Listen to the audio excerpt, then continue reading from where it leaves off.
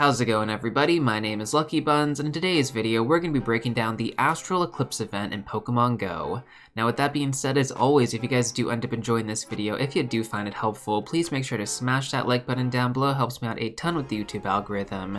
But with that being said, let's go ahead and get started. So first off, I'm just going to clarify that this video is mainly just a huge meta-analysis, as we're going to take a look at Solgaleo, Lunala, and then pretty much every single Ultra Beast that has been released up to this point. So with that out of the way, let's go ahead and talk about the overall Astral Eclipse event, which is going to take place from November 23rd to November 28th, 10 AM to 8 PM your local time. So taking a look at the wild spawns and raids, they honestly look kinda mid, so I'm not going to spend too much time covering them. The only thing I really wanted to highlight here is going to be Alolan Vulpix. This Pokemon, when evolved to Alolan Ninetales, is really good in the Great League and also pretty good in the Ultra League as well. Now the other thing that really stood out to me is that Staryu is also going to be appearing in the event-exclusive field research. So these award you 750 Stardust per catch. So ideally what I would do is I would stockpile as many Staryu as you possibly can, wait until we get a Calm Day with a 3x Stardust bonus, and then with a Star Piece, you will get 3,375 Stardust per Staryu catch.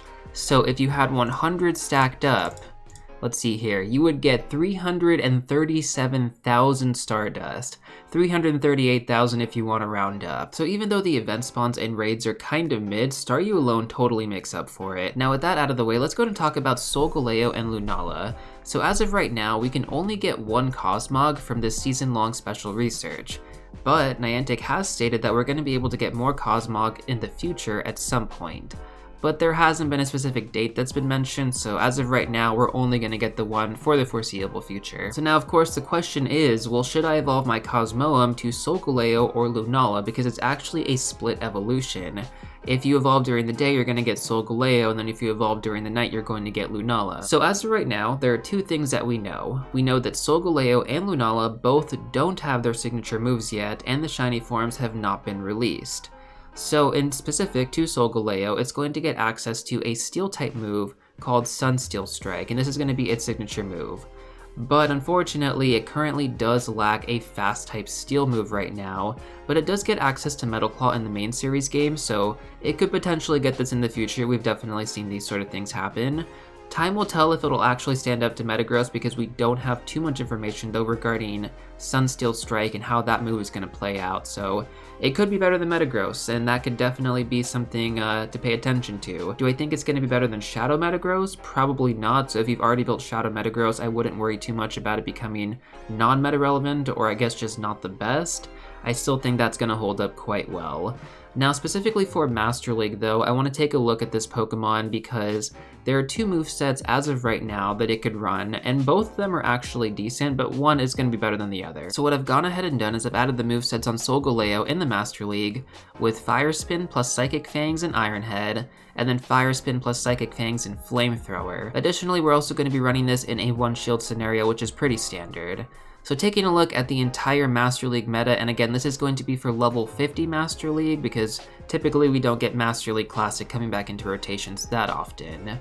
So let's take a look at these matchups right now. Again, Iron Head is going to be on the top, Flamethrower is going to be on the bottom. So taking a look at Solgaleo versus Dialga in both movesets, we can see that it clears it pretty well with Iron Head. Flamethrower is a bit of a different story. I would say that it's kind of variable. Dragonite though, pretty much the same thing. Iron Head is going to be heat against Dragonite. It'll still take the matchup though with Flamethrower. Moving along though, Excadrill has pretty much the exact same matchup. Garchomp, you're going to lose. Giratina, you lose. Groudon, same thing. Gyarados, you do win, and it pretty much has the same matchup right there. Landorus, it actually takes the Landorus matchup with Flamethrower, just barely though. It takes a massive win over Mamoswine with both movesets.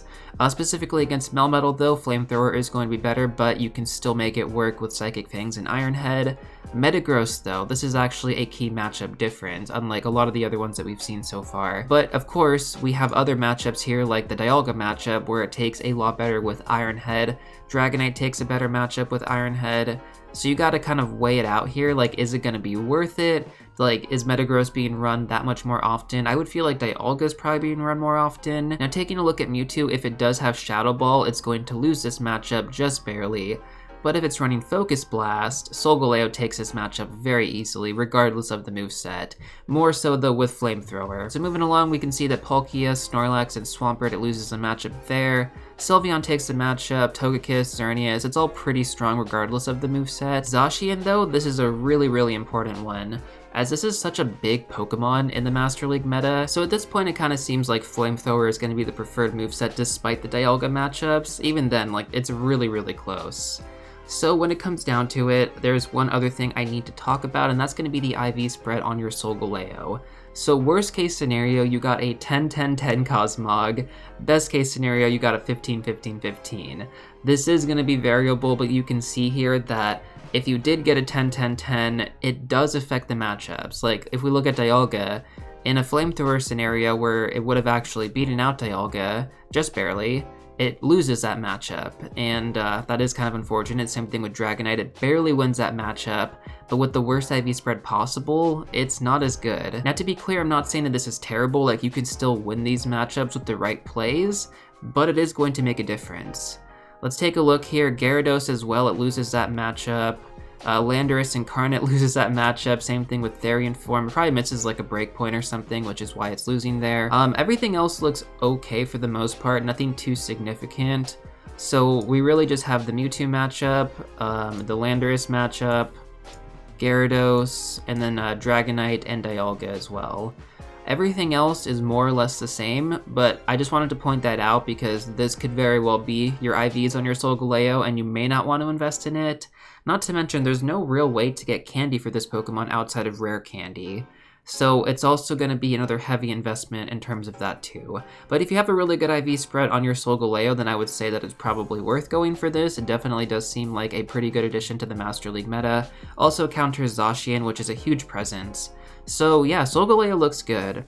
Now, unfortunately though, for Lunala, I can't say the same, and we'll talk about that here in a second. So when it comes down to Lunala for the Raid/Gym meta as of right now with its current move pool, because it didn't get access to Shadow Claw, even though it did have the potential to get access to that move because it was in the main series games, it is not going to be meta relevant in the Ghost type meta. And then when it comes down to the Psychic type category, we already have Mewtwo and Shadow Mewtwo, so it never really stood a chance there. But, you know, in terms of a signature type move, it's going to get a move called Moongeist Beam, which is a Shadow type move. So this is going to be really good for it, I would imagine, except for the fact that it doesn't have access to Shadow Claw as a fast move, which it really does need. So fingers crossed that at some point in the future we get Shadow Claw on Lunala. It's definitely possible, could be from like a raid exclusive day or something like that, but it is possible. Although it really does need that in order to actually be meta in the Ghost type category. Like, you could still run it with Confusion plus Shadow Ball, but I just don't really see why you would. There are so many other Ghost type options out there that you could run instead, like Giratina. So when it comes down to PvP, unfortunately it was not given Psycho Cut or Shadow Claw, it was just given Confusion instead. So it doesn't have a fast energy generation move, which is kinda bad for it in the Master League, which is where it would obviously be meta relevant. The silver lining is that it did actually get access to a pretty good charge move pool. It has access to Psychic, Shadow Ball, and Moonblast. Pretty good versatility right there. It just really needed Shadow Claw, and because it didn't get Shadow Claw, yeah, that kind of sucks. Like, here, let me take a look at this. So what I've gone ahead and done is that I've added Lunala with the movesets that it would typically have for Master League, and I've also added it with Shadow Claw in there, which it doesn't have, but I just want to see the simulations, and I'm sure you guys are curious as well. So let's take a look at the matchups here. Once again, Confusion is going to be on top, Shadow Claw is going to be on the bottom. So Dialga matchup right away loses completely with Confusion. Shadow Claw takes that very easily. Dragonite takes that matchup as well.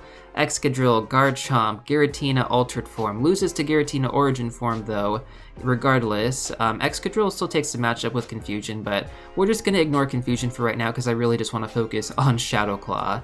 Groudon takes the matchup right there, loses the matchup barely to Ho-Oh compared to if it had Confusion.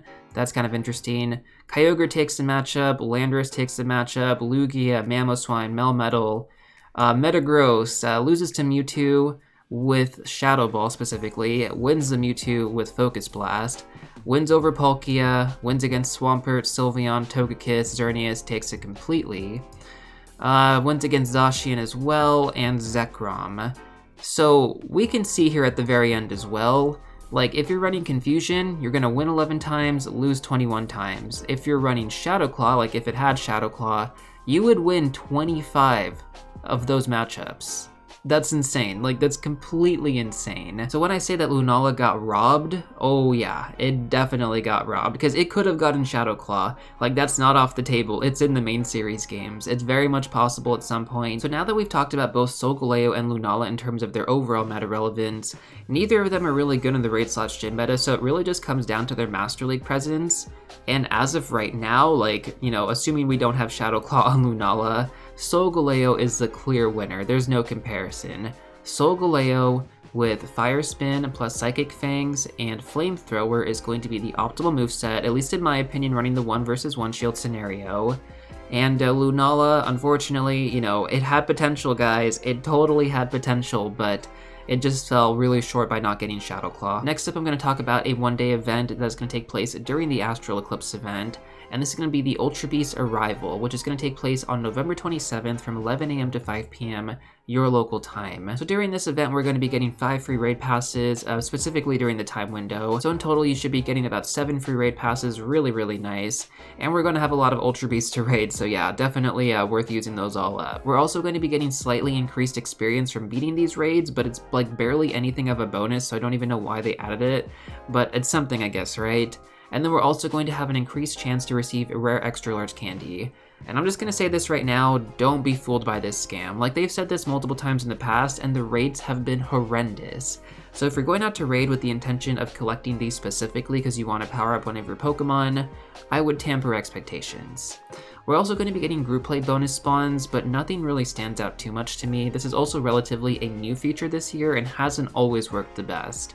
So it's difficult to say how good this is going to be and how long the spawns are even going to last, because Niantic specifically says short duration and not like 30 minutes or something. Now let's go and talk about the Ultra Beasts, which are coming back, but in various locations. So the only consistent thing is that we're going to get Nalego and Guzzlord available everywhere, so no matter where you live, you're going to have access to those Pokemon.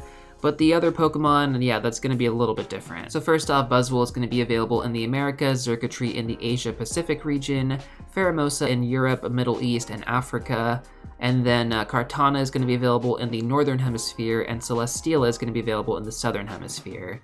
So I feel like Northern Hemisphere kind of got the win here because Kartana is the meta-relevant option. Celesteela isn't really good for anything, at least not to my knowledge. So regardless of where you live, you can always just remote raid most of these, and if you want to know how to do that, just use my Pokegenie guide in the top right hand corner, and that should hopefully help you guys get some of these nice Ultra Beasts. Now before we actually start talking about the meta relevance of these Ultra Beasts, there are 2 more things I actually want to cover real quick.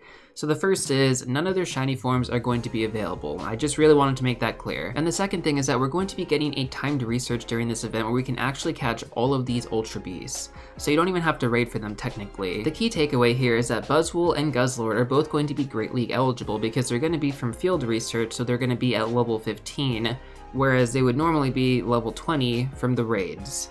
Or level 25 if you have the weather boost. But the main point is that if you get it from raids, it's going to be over 1500 CP, and you have to trade down to potentially get Guzzlord below 1500. It's really difficult. But now you don't even have to worry about that because you're going to be able to get them at level 15 and you'll be good to go.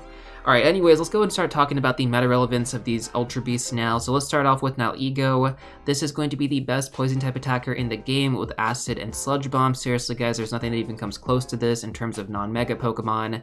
Grab a few of these if you haven't done so already.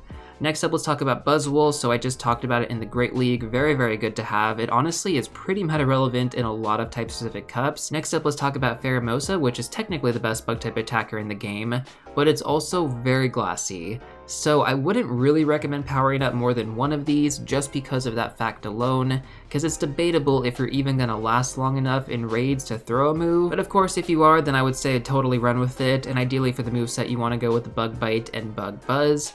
Bug Buzz is actually a pretty decent moveset, so hopefully you should be able to get off that charge move either once or twice before fainting.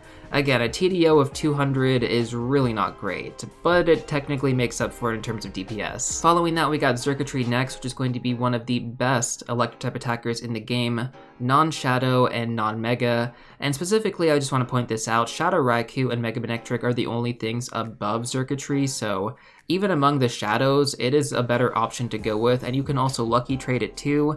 so a lot more budget friendly, and again for the moveset you want to run Thunder Shock and Discharge. Really do recommend getting a few circuitry. Of course we're not done yet though, let's talk about the next Ultra Beast, which is going to be Kartana. Specifically for this Pokemon you want to have Razor Leaf and Leaf Blade, and if we take a look at the DPS times TDO, it is going to be just as good, like pretty much just as good as Mega Venusaur, with Vine Whip and Frenzy Plant.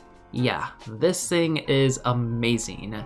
If you don't already have Kartana or you haven't been prioritizing Kartana, I would definitely do that. Like, it's better than Zarude, and Zarude was like top of the meta in terms of non-mega Pokemon for quite some time, and Kartana beats it out by like, what, 700 points? Yeah, it's really, really good. And then like I mentioned earlier, Celesteela really isn't a good Pokemon all around, so I wouldn't focus too much on that Pokemon if you had to use your raid passes. Any of these 6 will be fine, and I would say it probably goes in the order of importance, like Xurkitree, Kartana, now Ego in terms of the raid/gen meta, Pheromosa is debatable, and then Buzzwole and Guzzlord. I mean, you're gonna get the timed research versions for Great League, so I would just focus on getting your Ultra League spreads, and maybe a Master League spread for Buzzwole if you do want it, but not completely required. We definitely went through a lot of information in this video, and some things a little bit quicker than others, so if you have any questions whatsoever, I do encourage them in the comment section down below. I may make a separate video featuring some of those questions, so do keep that in mind as well. But that's pretty much everything I got for you guys in this one. If you want some more additional tips and tricks, check out these videos right here. But before you go, don't forget to smash that like button, subscribe, and I'll see you all real soon in the next one.